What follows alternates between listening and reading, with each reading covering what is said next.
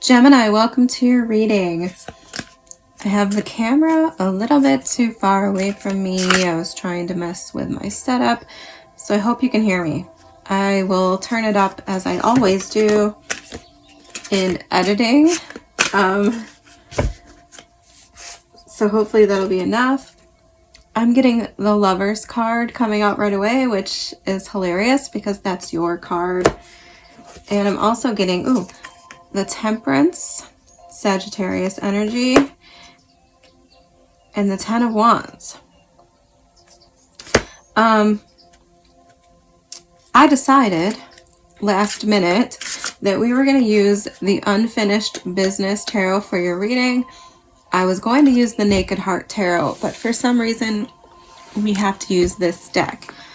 So maybe some of you have some unfinished business, potentially with a Sagittarius. Since these are both Sagittarius cards, this could be a family issue. I can't help but notice the many babies, many responsibilities. Doesn't have to be babies, right? Could be a metaphor. And some of you could be reconciling or trying to work something out with a Sagittarius. I don't know. But hi, hello, welcome to your reading. We are going to do a love reading for you. We're just going to keep it really loose. You are the first sign I am officially doing a regular normal reading for. My last two were birthday readings. I do have a very belated birthday reading for Sagittarius that I just put out. So that is quite interesting to me. So other than that, I don't know what to say. My dad was a Gemini, and my mom, who he was married to for over 40 years, is a Sagittarius. So there's that for you. I know of many Gemini Sagittarius couples. So don't fret. But we're going to get into it. We're going to look at your past, present, and future when it comes to love. If you don't want to hear about the past, I understand, but the past can always impact the present and the future, right? So we're going to just look at that. In case anybody does want to hear about a past situation, we'll look at it, okay? So let's get started.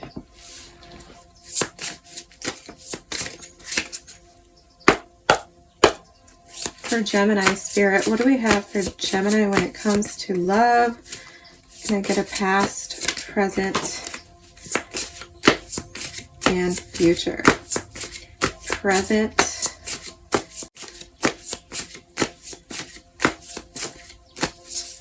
Can I get a present card, please? Thank you. Six of Wands. Interesting. That came up for, I think, Sagittarius. Okay. Future. Thank you. And let me get the past off the floor. That's funny in itself. Well, that's funny. Six of Cups is coming out in the past, literally upside down. I'm going to take it that way. At the bottom of the deck, we have the Two of Pentacles. So, I mean, I'm kind of already feeling that coming in, like some of you are indecisive. Ten of Swords. You could be wondering if something is actually over, wondering if you should make something over. The World card. And the Page of Cups. Could be long distance. For some of you, you could be going back and forth juggling. It could be a lot, obviously, because that's expensive and it's taxing on your mind and your body and your soul to have to travel all the time to see someone and to be away from them. Like I said, you could be making a decision of whether or not you want to end something. I hope none of you are in jail or entertaining someone in jail, but if that's your story, it's showing up right here. And let's just jump into the actual messages that are coming through on my table, okay? The past, 6 of Cups. We're going to clarify like right now, but this is telling me immediately that in the past there was a lack of like safety and comfortability in your connection. We are getting 2 6s here, so I can't help but think that your past and your present could be connected. Not for all of you, obviously, but yes, there's a lack of safety, there's a lack of love, a lack of care in a past connection, right? And she, in the picture here, whoa, it's a little too close. You can see the little girl or the little boy, I don't really know, it doesn't matter, has a wishy, a dandelion wishy, and I'm getting precisely that this was not what you wished for. There could have been some kind of deception, you know, future faking type stuff going on there that created an illusion for you. But in the end, something that went on in the past or a past relationship was not what you actually wanted, okay? So I'm just going to start clarifying now.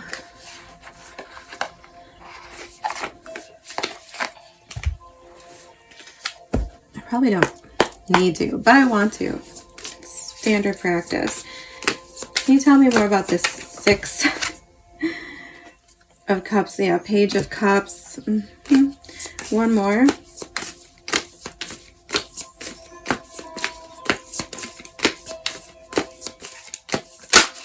Okay. 2 of Wands, yeah. And the World card, yeah. So we already saw this at the bottom of the deck. The Tower, the 7 of Cups. Exactly. The illusion's over. The confusion is over. Somebody, I feel like... Okay. If some of you are still hanging on to the past, stuck on it, because I do have the 2 of Wands here, and then there's the 2 of Pentacles at the bottom of the deck, okay? So some of you could still be questioning, you could still be going around and around, even if it's just in your head about this person. I'm getting immaturity off the Innocence of Cups, which is the Page of Cups. The Page of Cups was also at the bottom of the deck here with the World card and with the 10 of Swords, okay? So it's all connected, right? And for most of you, I think this is over. This is something that you didn't want. It was lacking in the maturity, lacking in the safety, lacking in, like I said, the comfortability. And it definitely could have been long distance, okay, with the universe and the world both coming out.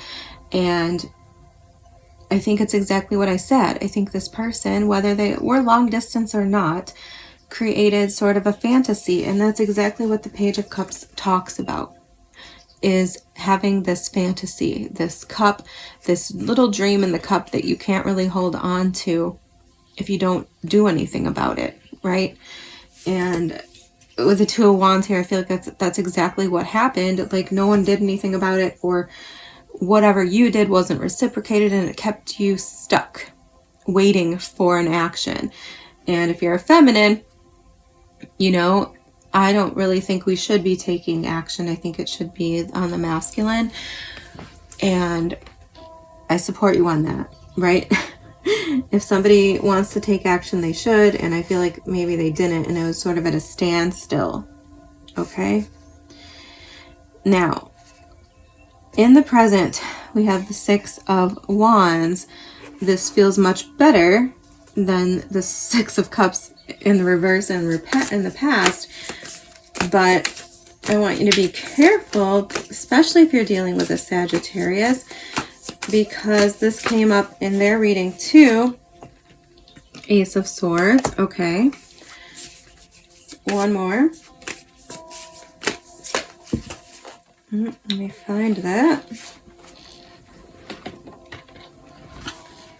The 7 of Cups. Well, we already saw this. Okay. The 4 of Cups at the bottom of the deck. Yeah, I feel like some of you felt rejected here. Disappointed. Things didn't come out the way you wanted. Another thing I will add is that In the future here, we have the Chariot, okay, Cancer energy, and the Six of Wands in the present. These are very similar energies to me. One is minor, one is a major arcana, and they both talk about victory. They talk about overcoming. They talk about moving on. And like I said, we had that Tower with the Seven of Cups a minute ago. Now we're getting the Ace of Swords with the Seven of Cups now. Very similar energies. I think you are seeing through the illusion. This person could be reaching out to you, okay? Because for some reason, I'm getting the olive branch energy of the Ace of Swords. They could be clearing up the confusion. You could feel vindicated, okay? I don't think this is your fault. I feel like it was something else outside of you, maybe even outside of the connection, that was causing the confusion or causing the standstill or the delay. So for some of you, you could be actually hearing from that person, or you're finding something out, okay? Whether it's through the grapevine or whatever, that I think is going to cut through this confusion for you. It's going to give you clarity. And in the future, you're going to be able to move on. Now, whether or not it's with that person or somebody else is up to you. Okay, the Two of Pentacles, I'm getting that you have a decision to make, and I'm getting that you're going to have two options to choose from. Okay, so don't settle for this past person if you don't think they're the one. Tell me about the Chariot.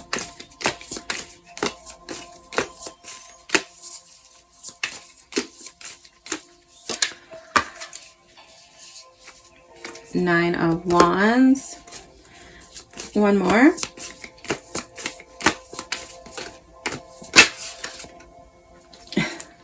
The Hanged Man, Pisces energy. I'm going to need one more on that.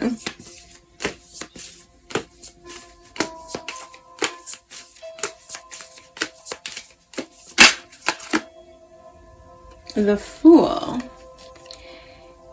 which kind of came out in reverse, which I'm not sure how to take that, but oh, okay, some of my cards are just in reverse for some reason. So either way, to me, the Fool in reverse would be a false start. Okay, the Nine of Wands says try again. So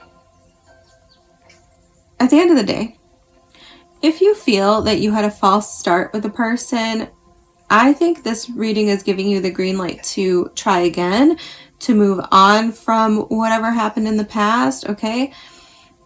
If you think there was some misunderstanding, if you think this person is worth forgiving and giving another chance, it's totally up to you, okay? But we have Aries, Pisces, Cancer, Capricorn.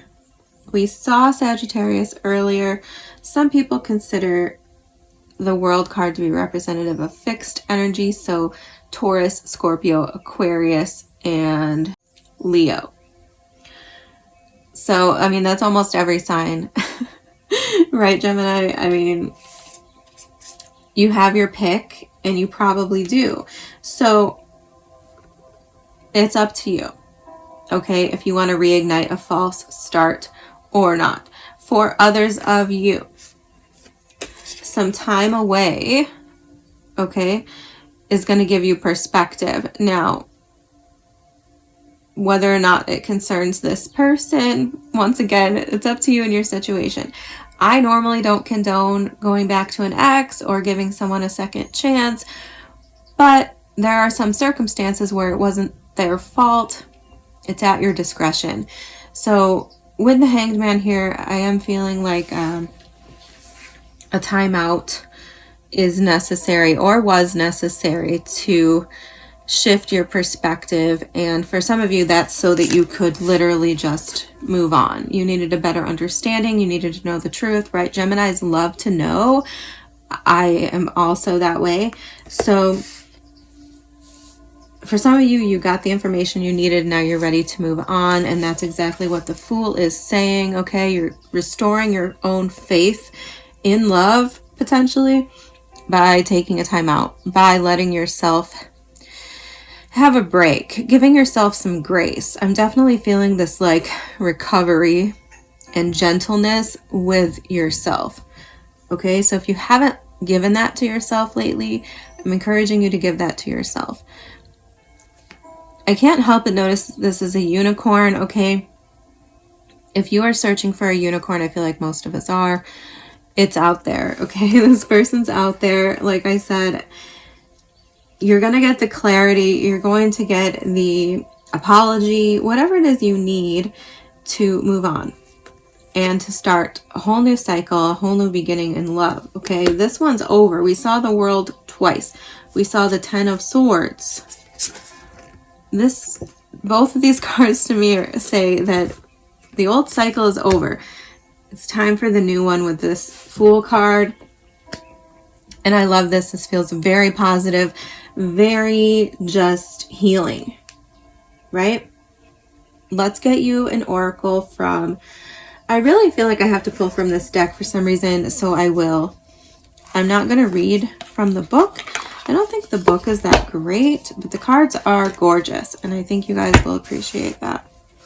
So let's get you something from here first. For Gemini Spirit, what do we have for Gemini in regards to love or anything else they need to know? What's your advice for Gemini? Thank you. I am celebrated. Yes, I do feel that on the Six of Wands in the middle. I mean, that's kind of what that card is about. It's celebrating who you are, your achievements, your accomplishments. It's feeling on top of the world, right? So don't lose sight of that. Don't forget that. At the bottom of the deck, we have I am confident. Yeah, well, the Six of Wands and the Chariot are also about confidence. They're knowing what you want, knowing where you're going, and doing so, right? Acting accordingly. I am forgiving. Yes. I feel like some of you really need to forgive yourself first. I feel like you're a little bit hard on yourself. Okay? So let's get you a Queen of the Moon card as well, and I will read you that one from the book. I love this deck. That deck is beautiful as well. So I feel a lot of beauty in your reading, Gemini, so could be a focus on that.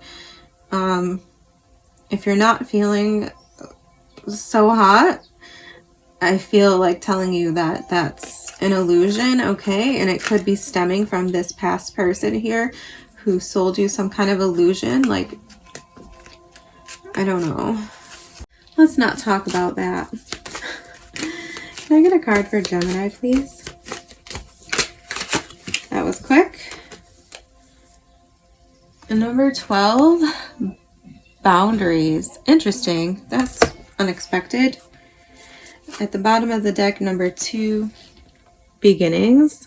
I like this one a lot, but boundaries came out. So let's see what it says. Must be a message in there for some of you. Sometimes I think these are messages for people who didn't get their story in the reading. Other times I feel like they're like the perfect cherry on top. So let's see. Boundaries, waxing gibbous 3. Judging what you need and what you don't need allows you to place healthy boundaries. You teach people how to treat you. Judge what is healthy and right for you with clarity and care. Simplify. I can say yes or no with authenticity and clarity. In times of sickness or say the presence of very strong emotions such as grief, we often naturally simplify. We cut out all the extras that are too hard or too complex at that time.